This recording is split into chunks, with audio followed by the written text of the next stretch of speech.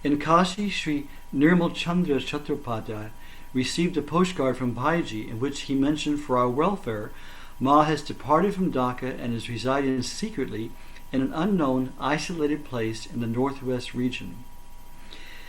It was also mentioned that nobody should try to venture near Ma. There was no mention of Ma's secret destination. Even the post office seal on the postcard was also not clear. With great difficulty, using a magnifying glass, I was able to read Raipur Grant Dehradun. So I presume that Ma was residing somewhere near the Raipur Grant post office in Dehradun. Now, those of you who have been, when Ma left Bengal, just with Bholanat and Bhaiji in 1932, she first went to Haridwar and then ended up in Raipur, which at that time was just a little jungle, a little village in the jungle. And she lived in a dilapidated Shiva mandir there with Bholanat and Bhaiji. Bholanat did his sadhana, and Bhaiji took care of them. And now it's become one of Ma's ashrams. Now it's on top of a hill, and there's a kind of a dingy-looking village around it. But it's still, it's beautiful to see Ma's ashram there. She spent so much time there. Despite Ma's prohibition, this disobedient and rebellious child of Ma decided to go out in search of Ma. On the 6th day of Sri Sri Durga Puja, packing a metal pot, woolen mattress, and a thin towel, I went to bid goodbye to my old auntie, my father's sister. This is long before he took sannyas. This is when he was just a student. With wet eyes, she commented, "Everyone comes to their houses here and from abroad for the Sri Sri Durga Puja, and you are leaving our house to go abroad. Where are you off to?" I replied firmly, "Just do not worry, Auntie. I am going on a small journey to the west." Leaving by train the next day, because he was in Bengal. Leaving by train the next day, I reached the unknown Dehradun in the far northern west. In the train, while traveling, countless thoughts drowned me. Where is Ma? Will I ever meet Ma? How will Ma accept me? If Ma is angry and does not talk to me since I came against her will, then I will have nowhere to go. What will I do then? With these thoughts pounding in my head, I could no longer even think of meals or have a conversation with my fellow travelers. No doubt they must consider me to be insane or unsocial. This was my first visit to this far west territory. In order to search for Ma, I inquired with a few people outside the Dehradun station, but nobody had heard of Sri Sri Ma Anandamayi. While departing from Kashi, I had heard from Nirmal Babu that there was a place called Durga Bari or Kali Bari here in Dehradun, but I did not get any news of Ma from there. Unable to think of any more ideas of how to search for Ma, I hired a tonga, and the tonga is a horse-drawn cart. I hired a tonga and said to the Tongawala to take me to Raipur. He agreed to take me, but first demanded a fare of 3 rupees. After traveling quite a distance, I saw a milestone which indicated Rajpur was ahead. Puzzled, I asked the Tongawala, "You are taking me to Rajpur, but I want to go to Raipur. I thought you have not heard me properly." Astonished, he turned around and stared and said, "Where will you go, Rajpur or Raipur?" Very clearly I said, not Rajpur, Raipur, R-A-I-P-U-R. Understanding his mistake, he turned the tonga around and went along the other way. Finally, dropping me at Raipur village, the Tongawala took his fare of 3 rupees and left without any grumble. From the spot the Tongawala dropped me, there were 2 roads, one going towards the village and another towards the hills. I asked a few passers-by while coming here and there, moving, but nobody knew of Sri Sri Anandamayi Ma. She was unknown at this time. She just left Bengal for the first time. Or, actually leaving, she traveled before, but actually left, to live somewhere else. Suddenly I had an idea. If I can locate the Raipur Grant post office and inquire, maybe I can get some trace of Ma.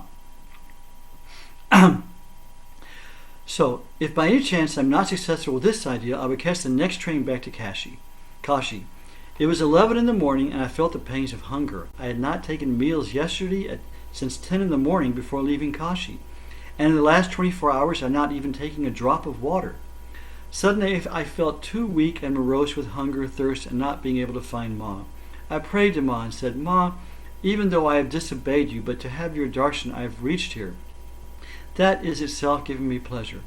Ma, now pardon this stupid son of yours."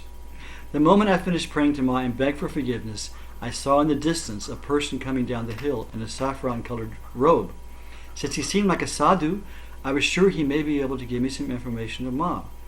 By the time he reached near me, I recognized him as Ma's old devotee, Sri Kamalakant Brahmachari, whom I had met in the Dhaka ashram. He too recognized me. He asked me, "What are you doing here, and from where have you arrived?" I told him, "I have come from Kashi in order to have Ma's darshan." "Where is Ma? Can I have Ma's darshan?" Kamalakanti replied, "Follow this trail to the temple on top of the hill. You will find Ma sitting on the stairs of the Shiva temple. Baba Bholanath is suffering from fever, and hence I am going to the city to get medicine for him." So saying, he hurriedly walked away towards the road to Dehradun. Truly enough, following his instructions, I climbed up and found Ma, all alone, sitting on the steps of the Shiva temple, swinging her legs and staring at the far blue sky. Those were the days, when you could just go to Ma and Ma was all alone. I was truly shocked and saddened to see Ma's face. The pile of dark hairs was not seen on Ma's hair. There was neither a red bordered sari on Ma's body, nor any golden bangles on her wrist, nor was there a big red tilak on her forehead. Ma's hair had been cut and shaped like that of a man. What happened was she was living there and no one was to take care of her. She didn't take care of herself. So her hair was up and it got all knotted, like a jata. And so the village ladies who got to know her said, "Let us take care of you, Ma." And they lifted it off and they cut it so her hair was very short. So they saved that jata of her hair. And her hair was very short. It eventually grew out again. She never cut it again. But at that time she was no longer wearing a sari. She was dressed in just a dhoti like a sadhu and her hair was short. They said that she looked like a young brahmachari. Ma's hair was cut and shaped like that of a man wearing a thin bordered dhoti. Ma looked like a thin, frail child of about 10 or 12 years, sitting sadly, busy in her own thoughts, as if there were no connection with this world. Staring at Ma, I thought, is this that Raja Rajeshwari, ever-smiling Ma Anandamayi we knew in Bengal? There was no sign of that magnificent, beautiful Ma that I had seen in Dhaka. So going near Ma, I said, "Ma, disobeying your order that no one should come near you, like a disobedient son, I have come here. Please forgive me." Ma replied, "You had a need to come here, and so you have come. Why is your body so thin? What has happened?" He replied, "Ma, 3 years ago, the fever that I had due to mosquito bites, I am still suffering with that fever. The liver is also enlarged. You're the mother. You had said to Jyotish then itself, will this fever get cured soon?" Ma said, "Are you taking any treatment?" I replied, "Ma, I have done several types of treatment, but the fever is not completely getting cured. I stay fit for 3 or 4 days and the fever again arises." Ma said, "Can you do one thing?" "What, Ma?" "Can you not stop taking rice?" "What will I do if I not take rice?" "Eat chapati instead." For almost 6 months, according to Ma's instructions, I ate chapati only. After this, I did not touch rice at all, and the fever which I had stopped that never occurred again after such a long time. Maybe for this one instruction only, Ma had pulled me there. As to why and what Ma does, that is beyond our intellect. If we can control our lives according to Ma's instructions, then we can get rid of a lot of misery and turmoil in our lives. At that point, Ma then said, "After getting down this hill a little further away towards the north, there is a spring. Go and have your bath there. Just below the hill you will see a canal. Do not bathe in that canal." So I went, and after my bath finished, my daily worship and rituals, I came back. Just then Jyotish Babu, that's Dobaiji, came near and gave me some jaggery and some water for tiffin. Here with Ma were Bholanathji and Jyotish Babu. After arriving here only, after everyone started calling Jyotish Baba as Bhayaji. To take care of Baba Bholanath, who was quite ill, Kamalakanta Brahmachari, staying in Dhaka, was asked to come to Raipur. After returning with Baba Bholanath's medicine from Dehradun, Kamalakanti cooked khichdi with Bhayaji, Kamalakanta and myself, which we had for lunch. A lady from the village had brought chapati and curry for Ma, which Ma ate too. Being ill, Baba Bholanath ate sabu, etc., which was also prepared. As soon as it was dusk and dark, all of us spread our woolen cots and sat down for japa dhyan. Ma lay down on her small cot. The entrance to the room in which we slept did not have a door, so we hanged one woolen bedspread on the entrance. Can you imagine just hanging around with Ma like this with 4 people? None of us were using a pillow. A little later, because of the extreme cold, each of us lay down on separate woolen bedspreads and covered ourselves with one too. Neither of us nor Ma had any conversation other than that required. I was satisfied that I could have Ma's darshan. In the night, Ma suddenly took my name and asked, "When is your train to Kashi?" Hearing Ma's question, I was amazed and greatly disturbed and just could not give any answer. I had just arrived here after so much turmoil, hoping to stay here for a few days, and Ma, without any hitch, asked me when I was leaving. I was totally sad and depressed. With deep sorrow, I said, "Ma, the next train tomorrow back to Kashi is in the evening." Hearing my answer, Ma replied, "Tomorrow early morning leave for Haridwar, bathe in the Brahmakunda there, and catch the night train back to Kashi. You have seen now, what? For the benefit of you only, if this is interesting, for the benefit of you all only, this body is staying here in this manner." So Ma always had a purpose in what she did, even in secluding herself. I could never imagine in my dream that Ma could be so harsh and cruel. I did as Ma instructed and returned to Kashi on the Navami day of Durga Puja. During the summer of 1942, bidding my job farewell, however, I departed for Raipur and Dehradun to be under Ma's shelter. In the meantime, my auntie had passed away, and hence I was like a free bird, free from all attachments. A beautiful ashram has been constructed adjacent to the Shiva Mandir, where I had earlier been in 1934. Also, Baba Bholanat and Baiji too are not with us anymore. They both passed away in 1936. There weren't many people in the ashram, so we enjoyed Ma's presence and regular Matri Satsang, besides reading of the scriptures and kirtan and bhajan. One day Ma suddenly called me and said, "If you have to go anywhere outside the ashram, take permission from this body and then leave." I was surprised as to why Ma said this to me. Had Ma given me a hint to be cautious of something? The months of June, July is the season of mangoes here in Dehradun. It and that too, a variety of it, are available.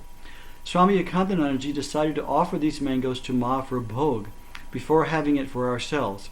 So he requested Kamalakant Brahmachari to purchase them from Dehradun. Before departing for the market, Brahmachariji asked me to accompany him.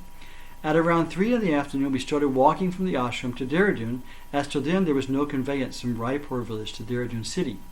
Even though I remembered Ma's advice of informing her before she would be leaving the ashram, I, being a disobedient son, did not inform Ma, assuming that Ma might be resting after the meals, and the Brahmachariji was accompanying me.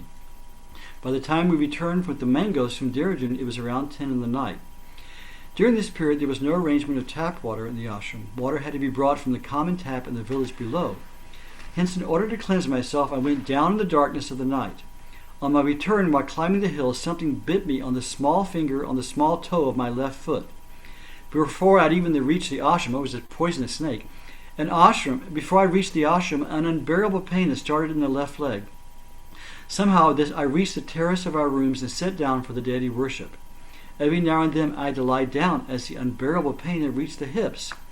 Didi Ma, Ma's mother, Didi Ma was sitting near, even asked me, "Why are you lying down during the puja? What has happened?" I replied, "I am not feeling well." Ma was sitting on a small cot further away and was having satsang, spiritual discussions with the devotees. I went near Ma, bowed down and did pranama, and was hurriedly moving towards the stairs to go down when Ma called me and said, "Where are you going so hurriedly now?" I informed Ma of everything, and I said, "I am going downstairs so that nobody gets disturbed because of my agony."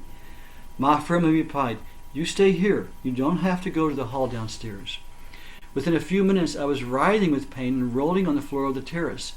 Ma said, "Normally he is not so impatient. He must be in terrible pain." Ma got her bedclothes, lay down on the ground, sat down on it, and pulled my head onto her lap.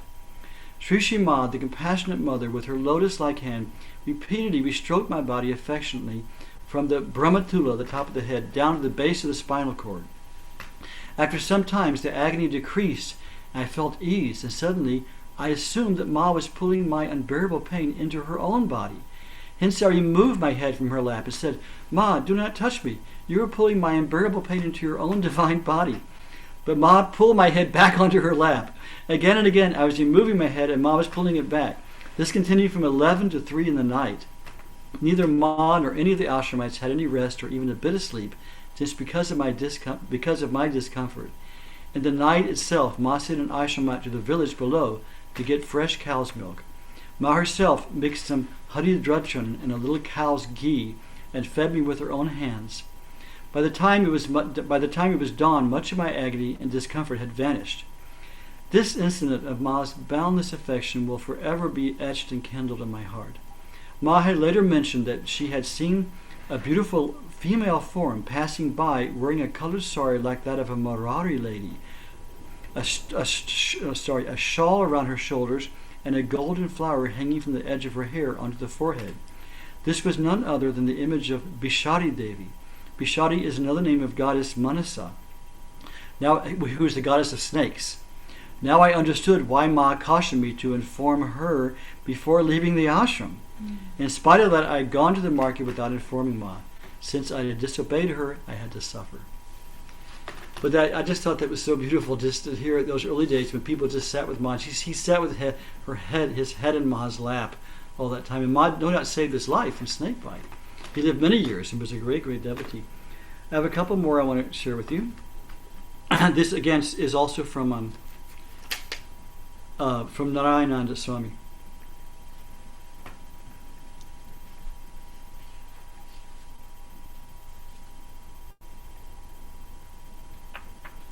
Okay, this is much later, but this is his own memoirs, Swami Narayananda Tirth.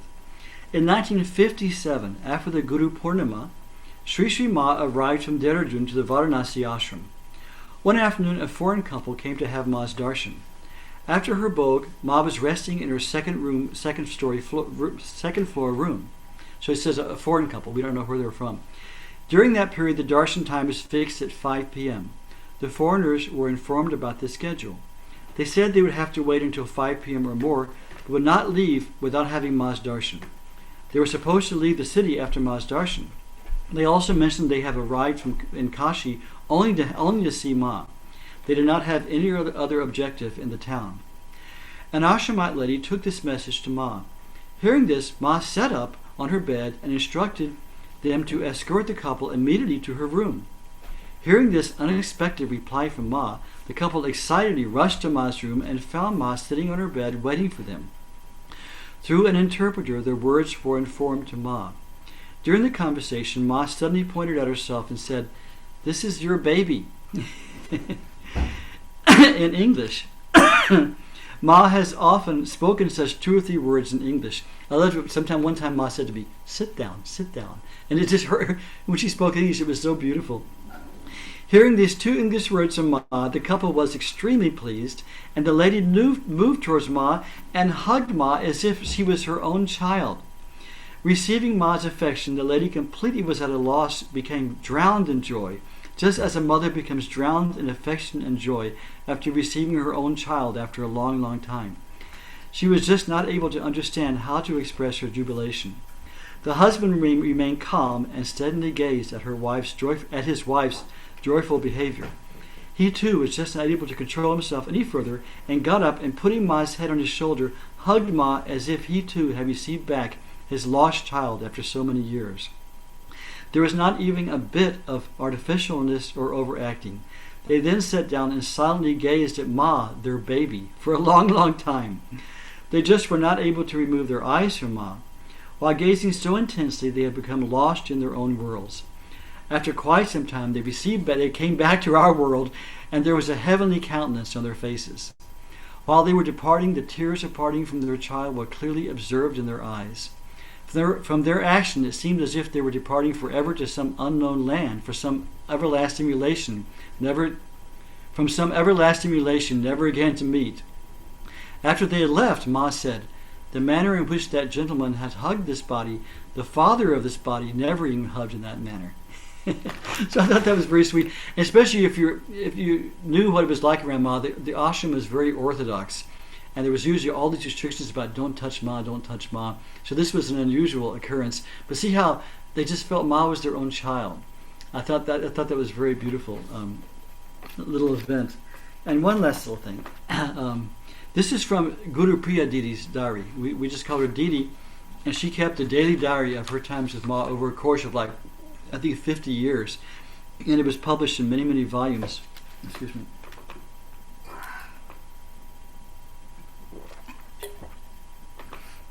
this is just to give an example how you never knew what was going on with Ma. What animal was a rishi or what was going on, because people came for Ma's darshan in many forms, in our physical bodies, in subtle bodies, in animal bodies. So she says, Didi says, on 26 October, I'm not sure what year, one of the nephews of Ma was conducting Narayan Puja in the Ma Annapurna Mandir when a surprising incident occurred. Ma was watching the puja sitting outside the Annapurna Mandir on the open veranda. Sri Manmohan Ghosh was standing nearby. An elderly lady, server of Ma, observed an insect on Ma's seat and came forward to remove it. Ma lightly caught her hand and softly said, "Let the insect be wherever it is." A little later, another ashram girl arrived and, observing the insect, wanted to remove it. Ma stopped her also. For the third time, when another girl wanted to do the same thing, Ma removed her towel from her head. She had a towel over her head, and putting the insect on the towel, placed the towel on a shelf near her head. The insect too became quite calm and quiet. Ma, pointing at the insect, informed to a devotee that the insect was in deep meditation. After 2 or 3 hours of the puja, Ma picked up the towel from the shelf and, gazing at the insect, said, "He has left this body," and then showed it to everyone. After wrapping it carefully and thoroughly in the towel, Ma handed it over to the Narayan Swamiji, who we were just talking about, and said, "Immerse the towel and the insect in the Ganga." The towel was used by Ma on her own head. Who knows who had arrived near Ma in the form of an insect? Such divine incidents keep occurring near Ma. Isn't that wonderful? So we also think of the time with Sri Ramana Maharshi in South India. There were 2 doves that would come every day and sit on the windowsill and just watch him. And he said, these are 2 rishis who have come for darshan in that form. So you never know with Ma, you never know who was there to be with her. So I want to read a couple of, before we go on to Pragya's reading about from Ma, from her book, just a couple of very practical words to know what Ma wants us to do. Because we adore Ma, we think of her life, we think of her example, but she also had very, very strict standards and very explicit advice to us. So here's a few things about saying the mantra, because the main tool, she said, was the name of God. When asked what to do, she more often than not would say, take the name of God, no matter who, whether it was a government employee or a prostitute or whoever came to her, she would say, take the name of God. So Ma says, while working with your hands, His name should be repeated mentally. The work you do with your hands is the mudra. You know, mudra is a position of the hand that affects the mind. So she's saying, with your peeling a potato, if you're shuffling papers, that's the mudra for the mantra. The work you do with your hands is the mudra. With this very mudra, sustain the flow of a divine name. Nursing the sick, working with people, anything at all is His service, His work. Let this be your attitude of mind. And she continues, by God's name, the pull of evil is vanquished. In other words, all our evil tendencies in our mind. There is a saying that it is impossible for one to commit as many sins as can be annulled by God's name. Just as a single spark of fire can consume more things than you are ever able to accumulate, so by the contemplation of the Supreme Being, by the endeavor to approach Him, all your sins will be obliterated. The destructible will be destroyed, and reality stand revealed. For long enough have you given your thought to worldly matters. Now turn your mind towards the eternal. Lo, gradually the path will become clear to you, and the thought of worldly things leave you as well. It is fated to disappear. The veil of ignorance will also wear out slowly. The one who is eternal. What is fleeting must needs be destroyed. So it shows, our destiny, our destiny is to find God, our divine destiny of our soul, and Ma is taking us toward that. And she's assuring us it will happen if we make the effort and we accept her grace. So Ma concludes by saying, the moment that has passed does not return. Time must be used well. Only when spent in an effort to know who am I has it been used well. So that's Ma's exhortation to us to always, she always just said, do your sadhana, have a spiritual practice, depend on the grace of God, but there's a part we have to play also, and that is to do our sadhana.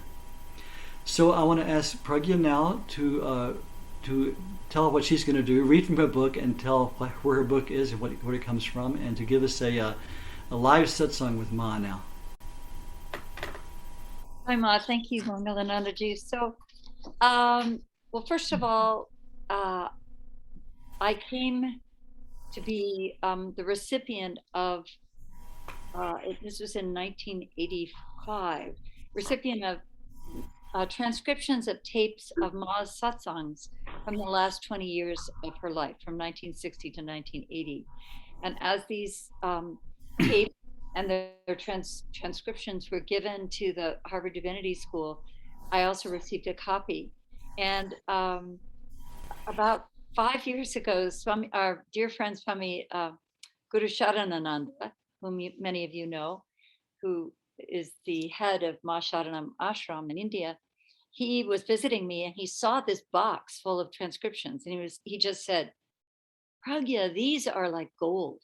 These are Ma's words that she spoke, and no one has ever heard them, in succession. So you have to, you have to edit this and figure out how to publish it." So this is actually, it's more than that, because I've been working on this for 7 years. So yes, so I've been spending 7 years immersed in Ma's words, and with my friend Jaya, retranslating parts of these satsangs. And they're just so delightful and so profound.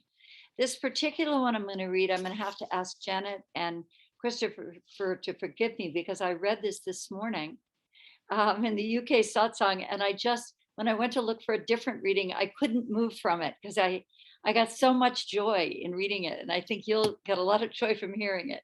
So this is tape number 72. It's from the Samyan Saptaha in Gondal, October 1976. So the Samyan Saptahas are these 7-day retreats that Ma instituted, and she would have great Mahatmas come and speak, and always deferred to them, saying, "I'm just a little child, you must listen to the Mahatmas." So this is a conversation that she's having with someone who's asked a question. And I guess I want to make sure you understand, this particular one is so lighthearted. There's so much laughter between Ma and the people who are listening to her.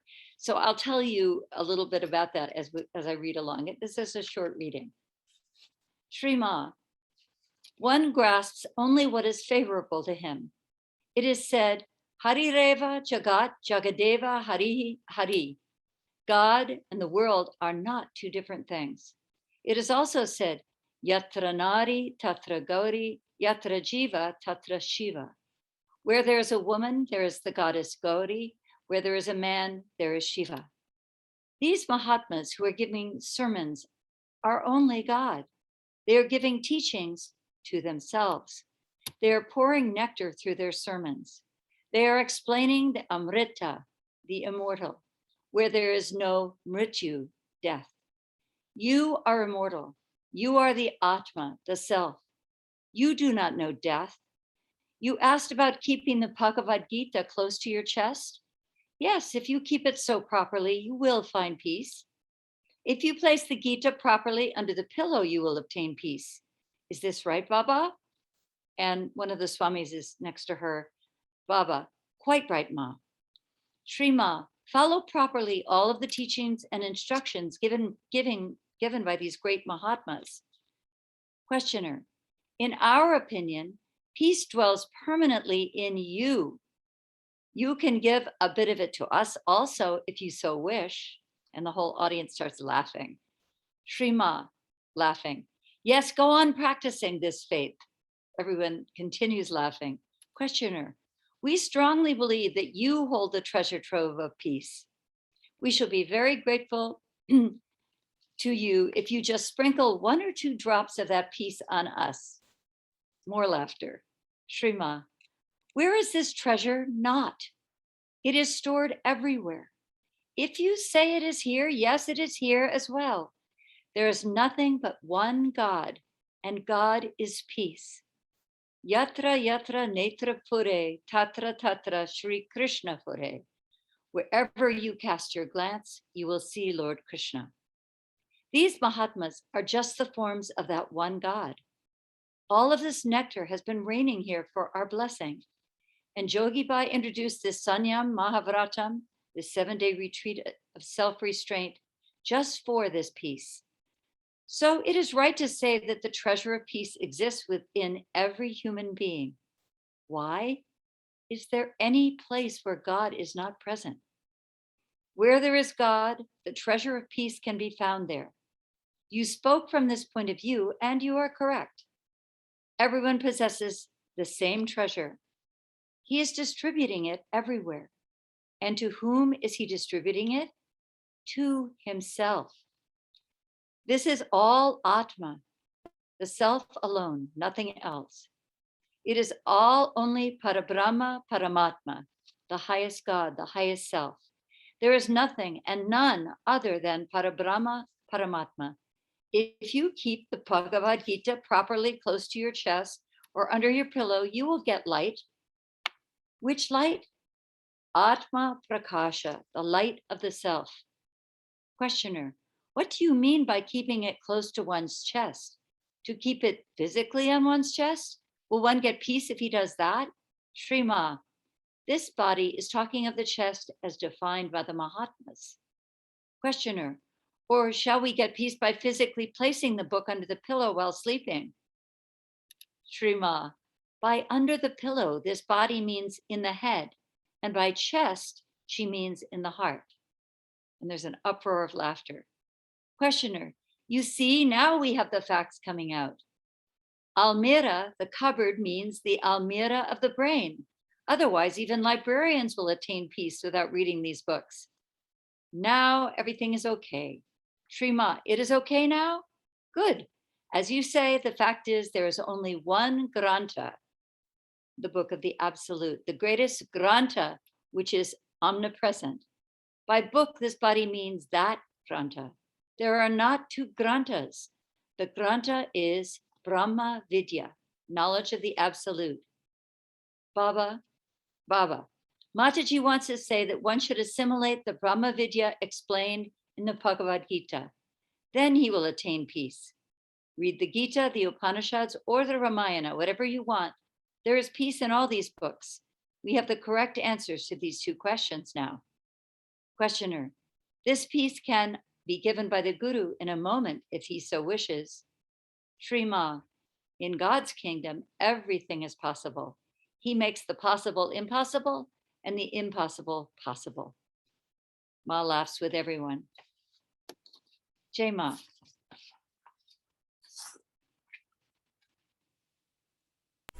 Jai Ma, that's wonderful. Thank you, Pragya. And now, excuse me, what is an update on your book? It's still at the publisher. Do you know when it will be published? Well, Dorothy and I, who are doing the final proofing, keep calling this the never-ending story. They just keep sending it back and saying, please check one more time. And so we're waiting for that final check. And meanwhile, the design is all done and it's ready to print, apparently. Great. And it's Yogi Impressions, right? Yogi Impressions, but it will be on Amazon. Yeah. Very good press. Good. That's wonderful. Wonderful. Look forward to it. Yeah, I want to have a discussion now, but let's think of that. Reading is so wonderful. Ma so often said, everything is a manifestation of the divine. And this is kind of her main teaching. The tool we talked about, the divine name, was her main tool. But if you study her teachings, the way we have in the ashram, you see that she time and time is stressed that everything that comes to us is the divine. Everything we see is the divine. Our Swami Kedarnath, who led us in our sadhana in the Omkareshwar ashram, called it the sadhana of iti. Like in Vedanta, they say neti, not this, not this. So they negate everything in the world to find the one self. But Ma's sadhana was iti, all this. Everything you see is God's manifestation. It's a wonderful, joyful sadhana because then you try to see God all the time in everything. It's a wonderful thing. So I'd like to throw open the floor for discussion. So I think anyone who just has a question or a comment, anything you want to share, but we want to be very specific. Let's keep it on the topic of Anandamayi Ma. because we're here to talk about Ma. So if you have anything that relates to Ma, your relationship with Ma, questions about Ma, anything you want to share that you would like to have this group, here also, please feel free now. Just unmute yourself and speak up, and we'll see. I think we can do Vikas Oh, we have first, and then Sarah. Yeah, and then Sanjay. So who's first, Vikas? Vikas? Hey guys. Boliye. Well, the last time I was here, which was my first time, I guess I didn't speak much. I was listening to you guys, and it's been several months now. I have a question, but probably I will need to preface the question so that we are all clear and we are on the same page here. And seeing that English isn't my first language, I probably need to clarify my question a little better. I'm going to get to the question. Bear with me just for a minute.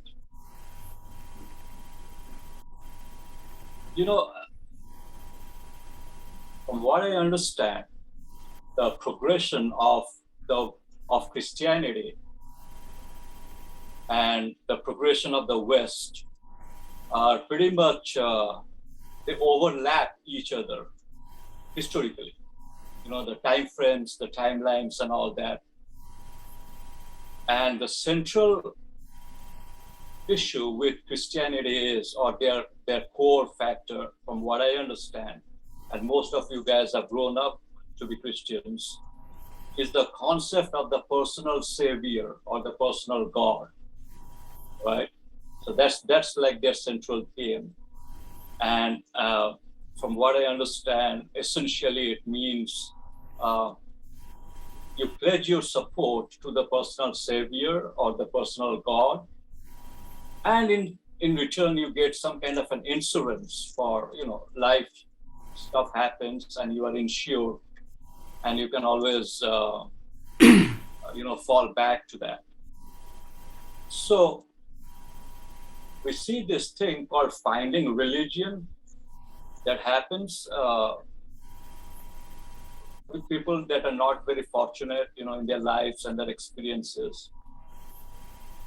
And then we see this thing where you accept the savior and you are sort of free of accountability. That's essentially what it comes down to. You are free of accountability. So my question is, that being said, is there any evidence on record where Anandamayi Ma has demanded or expected, however subtle, that her devotees accept her as a personal savior, and sort of as if they will get a free pass in their lives and their experiences if they come to her? Is there any evidence on record? Go ahead, sir.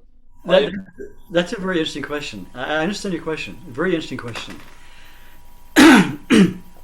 I've studied. I lived in a Christian, Eastern Orthodox Christian monastery for a while. I studied a lot of the Christian philosophy. And I also studied some of the teachings of the early church before Constantine. So truth is, this whole thing about you accept Jesus as your Savior and all your sins are forgiven is not an original Christian doctrine.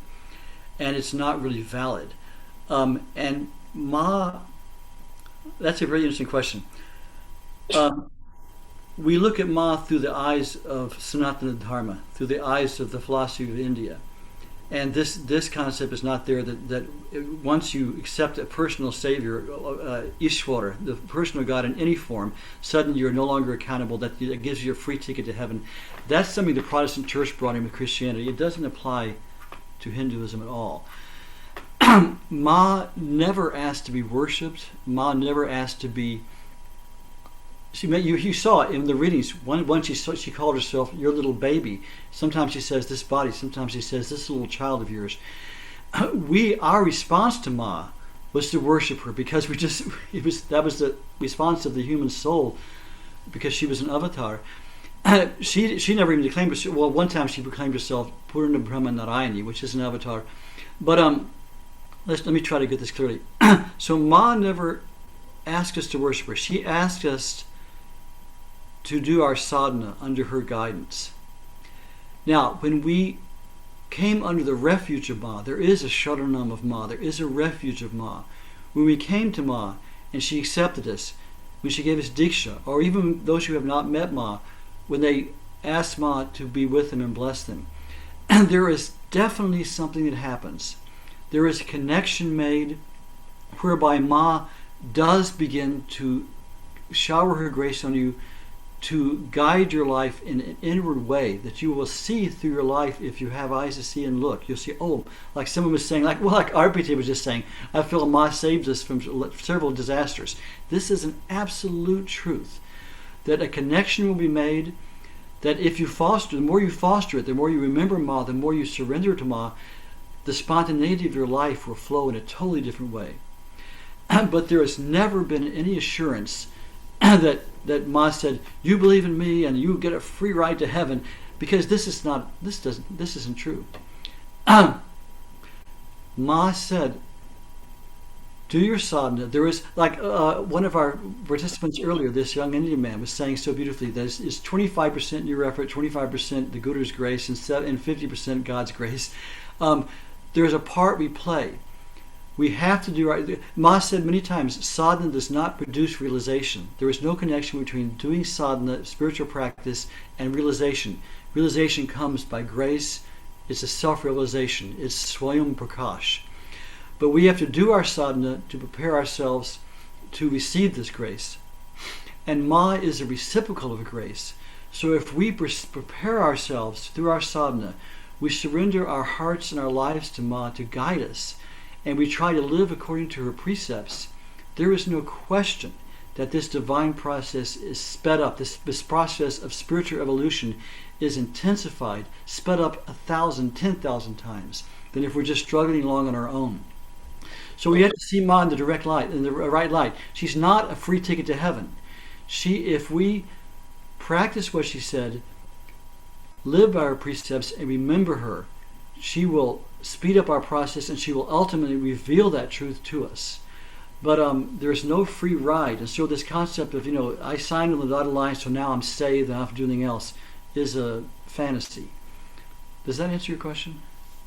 Yes. So to be clear, she has never demanded, however subtle, that that's one, see her as a personal savior. That's right. That's correct, right? No, never. I can honestly say that I don't think any devotee would say otherwise. Ma was she always said there is no second for this body. She only saw the unity of God. That's why she called it. She would rarely even say I. She would say this body, because she saw that she was speaking from everybody. So she was the essence of humility. She always just said, this body suggests. And when she talked, I had several privates with Ma. We called them privates. When we asked Ma to, you need to talk about your practice. So at that time I didn't speak Hindi. Now I do. So I would sit with just Ma sitting in front of me and a translator, who would translate either from Bengali or Hindi. And I would ask Ma different things. And her way of instruction was always so motherly and so gentle. She would always say, this body suggests that you do this. This body asks you to do this.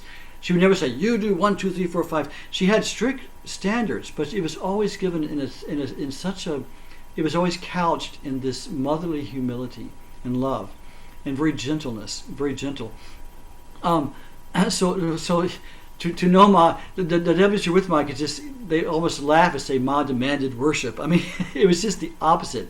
She was always just there in her own self, in her own being. And when we could draw her out and ask her guidance, she would give it. And I have several times done puja to Ma, literally puja with lights and tilak and everything, because that was our desire, and she accepted. Usually she would sit very quietly, and she'd go into samadhi and just sit very quietly, But she never demanded worship. It was our response as devotees that we wanted to worship her. I'm glad you clarified on this point because it was, because I'm not very familiar with her background as you guys are. I mean, you guys are veterans. You've been with her for 40 years, 30 years, however long. That's why I sort of wanted to ask that question. And yes, it does answer it. Because you can understand my concern, right? Yes, yes, of course. We have a lot of cult leaders who say, I am the great avatar. You must worship my holy feet, and then they turn out to be a bunch of, more degenerate. So it's a little. It's more serious than that in my eyes. I feel because it's coming down to personal accountability. And if we have people or we deceive ourselves in some delusions of, as if we are free from our responsibilities because, I have a personal savior on the background working for me. That's silly. I mean, I don't get it. Yeah, it's a delusion and it's a very harmful doctrine to have preached to people. The people have done this. It's a disservice because the law of karma is inexorable. It is never bypassed. Karma is an endless loop until we enter into the self, and then we're in the being of the self. There's no more karma because the self is beyond karma. So until we really enter self-realization, we do have karma. And grace can lighten our karma. Ma would very frequently take on people's karma. That's why her health, although she had no karma of her own, she said, this body was not born as a result of yours due to karma. It was brought down by you. It has a divine purpose. So she had no karma, but she was frequently, almost you could say almost perpetually ill because she was taking on people's karma. And we saw different instances where she did take on people's karma like that. So, but the law of karma is never bypassed, and we are. And Ma stressed that many times. We are always responsible for our actions. Our own actions create our future, without doubt. So, yeah. One other thing, I really loved your response on the May 15th video. It was right after Shama said something about her experiences, and I really loved your response thereafter. I don't remember what it was. What was it? It was from the May 15th video. I just happened to see it a few days ago. Okay, I'm glad you liked it. Thank you, sir. I appreciate it. Okay, well, thank you for the question. That's a very important question. I hope I clarified that for you. Good. So does anyone, some other people had something they wanted to share? Sarah has her hand up. Sarah? I just had a question when she's saying sustain the flow of the name of God. If I am saying Om Ma, Om Shri Ma, Shri Ma, Jai Jai Ma, does that qualify? 100% yes. And even again, we were talking about how Ma was humble, but same time she would say the truth. And people, I know personally, people who ask her if they could say Om Ma, because this is actually a mantra that our Bhayaji, who we talked about earlier, the earliest devotee of Ma, who was considered in our tradition the most perfect devotee, he was the one who put forth singing in Kirtan Ma's name. He said, we say Ma, Om Ma, we should sing that in Kirtan. And Ma approved of this. He said, this is also the name of God. I know people who ask Ma personally, can we say Om Ma thinking of you? And she said, of course, this is the name of God. So in that way, she did claim she was God. But I mean, she said, if Om Ma is a beautiful, or Om Ma Shri Ma Jai Jai Ma is also another mantra we use.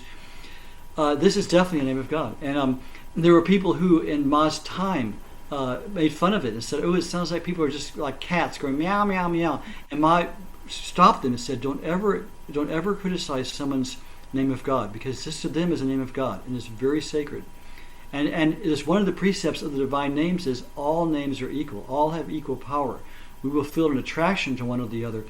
But in Ma's tradition, it's very common to say Om Ma, Om Ma, Om Ma, and that's a beautiful name. In fact, we used to do a experiment. It was some of the American devotees. We were sitting, and we found that when a satsang was going on and someone else was speaking, if we looked at Ma and mentally just said Om Ma, Om Ma, Om Ma, mentally, Ma's eyes would be glued on us the whole time, and we stopped. She'd look away.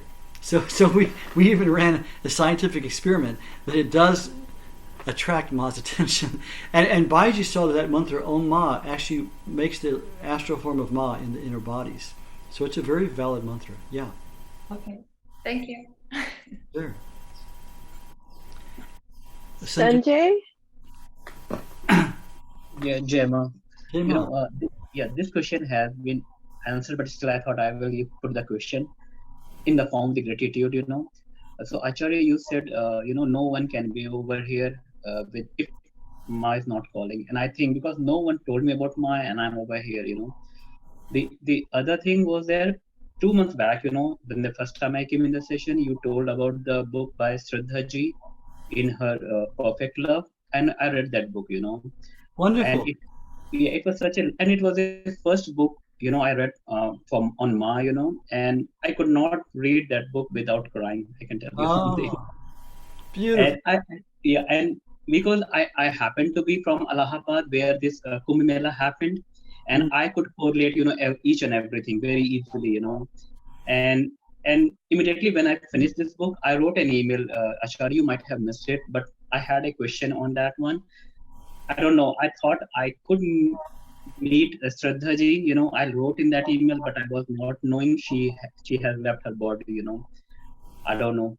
So that is one point. You know, I think you told about her. And again, you know, my gratitude. The other thing, I don't know if it is possible anytime to meet you all, everyone in person. It may be in India. I don't know. So I wanted to go to Masharnam Ashram in Madhya Pradesh sometime. You know, and it happened if you are there. I mean, I love to do it, but I don't see any way, but still. Yeah, Mashar Namash, we have two beautiful guest house, and we welcome visitors very much. I'll be there next February. You're always welcome there. You're always welcome. Two things about books. A couple of people are here for the first time.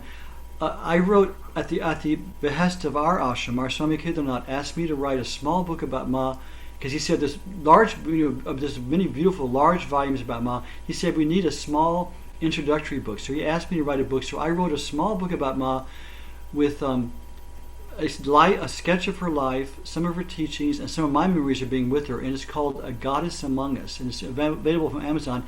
And it's a good introductory book. Now, about this book you mentioned, Entering Perfect Love by Shraddha. There's also, I hope Christopher Pegler is still here. I want to just give him a tribute. This was Shraddha's diary, and it was very, very dear to her. And some Ma devotees in India offered to publish it in India, and they did publish it in India back in it was not that long ago, 2000, no, maybe in the 90s sometime, and they did a terrible job. It was printed terribly. And Shraddha is an absolute perfectionist. She is an absolute perfectionist. She had typed it so beautifully, it was all well. They retyped it and they inserted something like 350 typos. And the cover was terrible, and Shraddha was very upset. And it was just a real grief to her. And she was just so sorry that the precious book to her had been published so bad, and people still loved it and read it. But then our friend Christopher Pegler, who I think is here, Christopher, you there? Anyway, Christopher, who was here earlier. Here, he's here. You there? Yes, I'm here. Okay, I just want to give my thanks to you again, because Christopher Pegler took that manuscript and cleaned it up and did wonderful editing on it, gave it to Shraddha for her approval, and then republished it on his website, which is it's Ma's website, but which he runs, Anandamayi.org. You can take it as a download, and it's beautiful with beautiful pictures, beautiful format. And this meant so much to Shraddha. I can't tell you. She literally cried, and she said, "I'm so happy now people can get my book in a good form that's not so offensive to read." So if you want to download this book, it's from Anandamayi.org in the publications. You can download In Her Perfect Love, and Shraddha sends blessings from heaven on Christopher's head for doing that beautiful project. And also, Christopher, we were talking earlier about the subtitles under Ashok Baba's Matrikatha. We're very grateful for that too. That's wonderful, wonderful contribution too. There's 100 of them. It's work in progress. Good. That's worked well. That's good work to do. I'm very grateful for that. Wonderful. Wonderful. So nice. Good, good. Christopher, do you have anything you'd like to add? Only that there are links on the chat. I think your ladies put a link to Shraddha's book in the chat. Good. And also the photos that Shraddha had taken are there, and also the videos, because Satya took quite a few videos during their trips, and those are edited because they were quite long. There are a lot of videos of car trips with trees going by, which weren't really suitable. So that was edited down, and they're all available. Wonderful, wonderful. Yes, her husband took hours and hours and hours with a little. This is before video cameras, a little 8mm camera, and then later Shraddha put those all on because the films were deteriorating. Put them all on digital discs, and Christopher has those, and he's put a lot of them on YouTube. So a lot of stuff on YouTube is from Shraddha and through Christopher's service also. So wonderful, very, very good. So nice. Somebody else? We have one more question if we have time. Randy has her hand up. Yeah, or sharing, whatever people like. Was it Randy? Yes, yes. Hi. Can you hear me? Yes. Okay. My question, which I talked to you about, but I would love to hear more, and I know you've talked about this, is can you talk more about how Ma, as a divine mother, how that interfaces with, like, let's say our guru, and how, if, I just really, really, really have strong, I feel like darshan from Ma since March, and just seeing how that is playing the Leela of that with, Neem Karoli Baba. So can you just talk about that? Yeah, that's a good question. I hope my inspires me to say the right thing. There is definitely just no problem with having another guru and also having devotion to Ma. But Neem Karoli Baba loved Ma. He came many times to Ma. They would have beautiful. I got to India the first time. I came to India the first time in 1973 just to meet Ma, because I had a experience with her, and then I moved into this ashram that was dedicated to her. And I was hoping to meet Neem Karoli Baba also, but he left this body like a couple of months before I got there. It was really cruel. So I never met him. But I know people personally who are Neem Karoli Baba devotees who they would go to meet Baba, and he would say, "Ma's in town. You go see Ma." And he would send him back and forth. So it was no interaction. But generally speaking, like I say, most people who came to Ma had other gurus, and Ma would always say, without question, she would always say, "Do whatever your guru has told you." And they would ask questions, and she'd always say, "What has your guru said? You do what your guru told you." And their gurus would send them to Ma, because they said Ma is the divine mother. So there is no unfaithfulness to your guru by being devoted to Ma also, because Ma didn't say anything new. Ma said the traditional truths that have been expressed through the scriptures and mystics and saints of every religion from the beginning of time. So there was no new Ma doctrine. What she did, she brought a new life to things. She even brought a new life to the scriptures, a new life to holy places, a new life to spiritual practices. Every sadhana known to man during these 6 years which she lived in Bajapur, every sadhana known to mankind in every tradition, she told us this, played through her body in a matter of minutes. So she became like the patroness of anybody who does any sadhana. So people who came with different practices from even different religions, she could tell them exactly how to, she could instruct them how to do their practice perfectly, because it played in her own body. So one thing about Ma is her utter universality. Every doctrine comes under her doctrine. Every sadhana comes under her sadhana. So that way she would always tell people, do what your guru tells you. So have faith in your guru, follow the words of your guru, but you can also just remember Ma and also read her words, which will also, a lot of times her words will clarify your own guru's teaching. I've had that happen before. So never feel there's any unfaithfulness to your guru by having Ma as an object of devotion or an object of study and praise and remembrance, because she will she will lead you the way of your own guru. That's what we've experienced and Ma's devotees have experienced. Does that make sense? It makes a lot of sense. And I feel like, Maharaji is sending me to people to teach me, to deepen, and, and I feel like she's with me. They're both with me. She is. You heard Ma's words we read at the beginning. For wherever you are, even in distant lands, I'm always with you. And that's because she is the Atman. She is the self of ourself. She is the indweller of everyone's heart. So she can't be far from us at any time. And I felt drawn to do Tratak with her and to do, to chant her mantra. And I think like Maharaji says, Sabek, all one, so I just am going with it, but wanted to hear more. Yeah, that's good. Ma's touched your heart. That's really good. Wonderful. Yeah, Ma now lives these days through her photos. I'm sure so many people here, their initial contact with Ma was a photo suddenly lit up and her eyes looked at them, and she very, very frequently contacts people through her photos and of course through her teachings.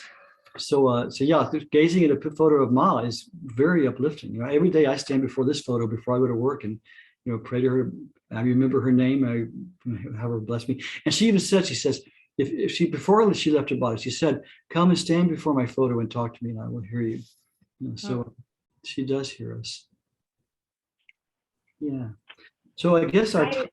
May I just add one thing, if that's all right?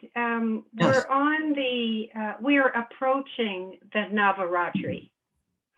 And I think that's worth mentioning because Ma originated in a Bengali culture. And the essence of seeing the divine Ma everywhere was so much a part of that culture. I just wanted to say that I think it's 25 or 26 September, and we are now in the time of honoring the ancestors. These 2 weeks, these two waning of the moon weeks. Yes. Yes, thank you, Shama. It's true. Navaratri, which is the 9 nights of worship of Divine Mother, the fall, because one in spring and one in fall, is coming up. I think it's September 26th through I know I'm doing a kirtan on the 6th day. That's October 1st. So it must be like through the Wednesday after that. Yeah, I was going to sing a Navaratri kirtan today when we do our viewing of Ma's photo.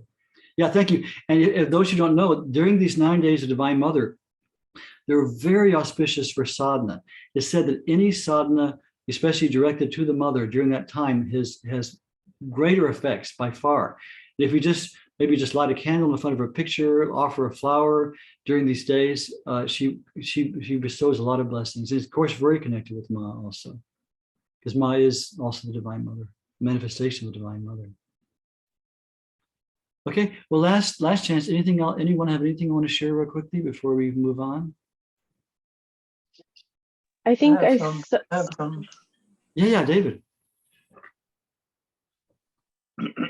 You were talking about Ma taking on people's karma. Sometimes she would take on. She had no karma, you said, but she took on, and she was sick a lot. You said because of taking on people's karma. I don't quite like. Does that mean like?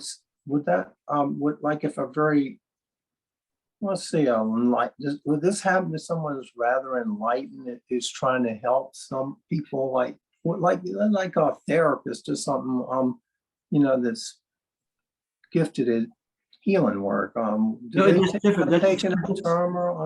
Yeah, it's on a different level. A therapist can guide you, can even take some of your grief away. But a realized being, and this is in the tradition of India, this is not unknown. In fact, it's very, I would say, common among, the guru has to be a totally realized being.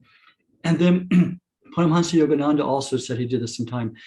If they see, like Ma had divine vision, she saw everything everywhere at all times. So she could see if a person's karma was going to be something that would be too much for them, throw them off. In some way, she could alleviate that by taking some of it herself. And the guru sometimes does this when he or she sees in a disciple they have a very hard time coming, and it could throw them off even for this lifetime and delay their spiritual progress. They will take some of that karma on themselves. If you look, I can just think of many instances in Ma's life, like even like when Baba Bolanat was going to have an operation, he could have died from it. She had, I think we read it from it a few times back. She had one of the brahmacharis cut her with a knife and take some of the blood out and put it on the leaf and offer it in the homa fire. And that way, then the operation was a success. Many times, I heard this from someone who saw it happen. Ma was going in a car with 2 or 3 people. And as they were going, if you've ever seen Indian traffic, you understand this, they saw a huge truck coming right at them. And there was just no way there was not going to be a head-on collision. And Ma held up her hand like this, and suddenly they were on the other side of the truck. And Ma had a big gash in her hand that was bleeding because she took that force of karma on that the other people in the car I know that had. There are many times, if you read it, there's a wonderful time where she took cancer from a person. I can't remember all the details right now, but I remember reading many times in Ma's life and hearing people's devotees. There was a time when I was with Ma that someone said she had taken their sickness from them. She had it for a few days and threw it off. So it was Ma would take it according to when she saw it would help the person evolve spiritually. When we were talking about earlier how there's no free lunch in the sense that you have to reap your karma. These great souls can help ease the burden of our karma if they feel it's for our good. At the same time, if we have to go through a suffering, if we have to go through it to cleanse ourselves, she will let us happen. Like Baba Bolanat died of smallpox. And for 2 weeks before his death, he suffered terribly. He's so much pain. And Ma was nourishing him, taking care of him, but she didn't stake the pain. And finally at the end, she put her hand on his head and all the pain left. And he said, "Oh, Ananda." But she waited till that pain had burned out so much of his karma so that she could give him total freedom when he left this body. So there's also kind of, tough love type of thing where Ma lets us suffer our karma because it's good for us. We need it to burn off our impurities and to hopefully awaken our minds to the nature of this world and to what's real and what's not real. But Ma did have the capacity to take on people's karma, and she did do it when she thought it was necessary, evidently. I mean, who could say what Ma thought, But observing from the outside, that's what we kind of see by observing her life. Okay. Can I answer the question, David? Pretty much. That's I mean, who can really explain it? It's a divine mystery, But so when she takes on someone's karma, she ends up suffering herself some. She would, like we read today in the Narayan Swami's, he was suffering from the snake bite, and Ma put his head in her lap, and she realized she was taking his unbearable agony, and he didn't want that, but she kept taking his head back and putting it in her lap because she did take it, and she saved his life. So, but then she would get ill for a while, but then she would throw it off after a while too. Awesome. And to her, it made no difference. She said she would frequently say she would see diseases as humanoid astral forms. It was interesting. And she would say, these forms come and want to play in this body. And as I never send any of you away, I allow them to come and play for a while, and then they go on. She was one time talking to somebody, and she motioned over here like this, like, wait. And there was nobody there that this person you see. They say, "Ma, who are you motioning to?" And she said, the thought form of fever is there weeping because he wants to come and play in this body. And I'm telling it to wait until after this conversation. So she finished the conversation and she would come like that. And she had this high fever and it played in her body for a few hours, then it left. So it was, who could possibly understand these things? These are divine leelas of the incarnate God. Who can make it, who can explain them? But we can just, observe them from the outside and make our suppositions as to what it means. But evidently Ma could do this. I see. Anandaji, just a reminder on the time. Yeah. Okay. Yeah. We've gone a little bit over. So let's do our final thing where we it's really wonderful. Like we said, Ma lives through her photos. So let's look at Ma's photos, and I want to sing as we're looking a Navaratri Kirtan, Divine Mother, because she is the Divine Mother.